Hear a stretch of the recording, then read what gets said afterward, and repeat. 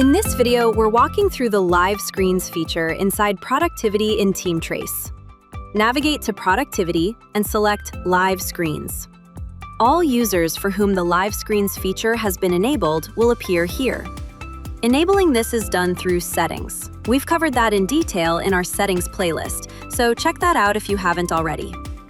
From this interface, you can view the live screen of any listed user in real time.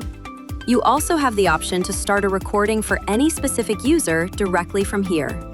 Once initiated, that recording is captured and logged in the recording logs, accessible from the top right corner of the interface. Clicking on Recording Logs gives you links to all recordings stored on the TeamTrace platform. Need everything at once? There's also an option to download all recordings in a single action. To locate specific recordings, filter the recording log by people, department, or branch, and set your required date range to narrow results further. Back on the main Live Screens interface, you have two layout options for screen visibility: the 3x3 view and the 4x3 view, giving you flexibility based on how many users you want to view simultaneously. Furthermore, the main interface also supports filtering by people, department, and branch, so you can quickly surface the screens that matter.